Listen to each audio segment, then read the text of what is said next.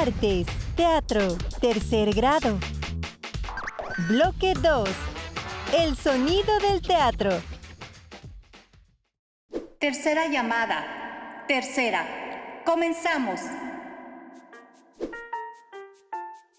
Hermano, ¿estás seguro de que llegará? Claro que sí. ¿Él lo prometió? Te decía, sí llegará. ¿Él lo prometió?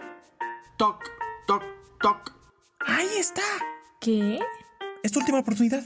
¿Realmente quieres que abra la...? ¡Basta! ¡Prendan las luces! ¿Ahora qué pasa? Todo suena muy mal. ¿Cómo qué? Primero, esta es una escena triste, de incertidumbre. ¿Y ponen esa música? Segundo, ¿qué rayos fue eso de toc, toc, toc? Tercero, recuerda que si le das la espalda al público, no te escuchará. El sonido es muy importante.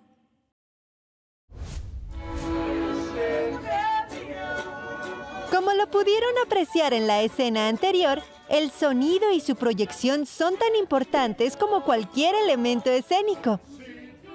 En una obra hay diversas características del sonido que se deben cuidar y tener en cuenta.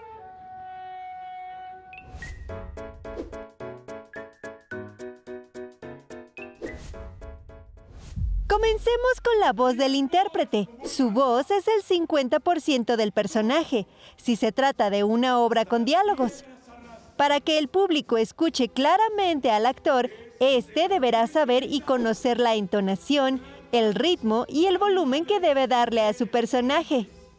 También debe cuidar sus trazos en el escenario para proyectar su voz hacia el público, o bien aumentar la intensidad al hablar cuando se encuentra en una posición complicada y necesaria para el personaje. El volumen de voz puede oscilar entre el grito más potente y el susurro más tenue, pero siempre tiene que ser audible hasta las últimas filas. ¿Qué les parece si practicamos unos ejercicios para mejorar la claridad de la voz? En la vida real, todos... Para mejorar su dicción, pónganse un lápiz en la boca y lean lo más claro posible, así como pueden verlo en la imagen. Con esta técnica lograrán abrir más la boca y movilizarán la lengua. Al inicio pueden poner el lápiz casi sobre sus dientes incisivos y luego, poco a poco, llevarlo lo más atrás que puedan sobre sus muelas.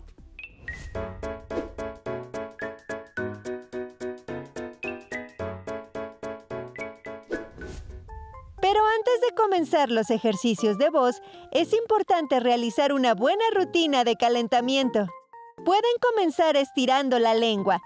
Saquen la lengua y con ella apunten hacia arriba y hacia abajo.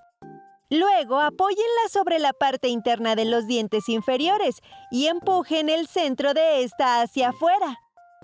Masajeen los músculos de la mandíbula y la cara para reducir la tensión.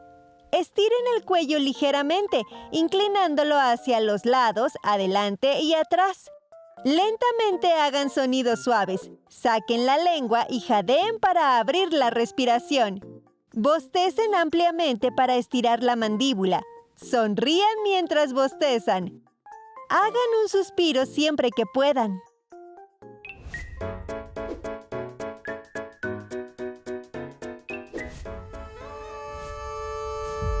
Otro sonido característico en el teatro es la música. Desde la antigua Grecia ha estado firmemente ligada a la escena. Se usa para reforzar la acción o para unir diferentes escenas. También sirve para introducir una circunstancia, intensificar el ambiente de una escena o prolongar una emoción. Esta unión entre música y teatro ha hecho nacer géneros como la ópera, la música incidental o el musical. Un comediante que sale en TV.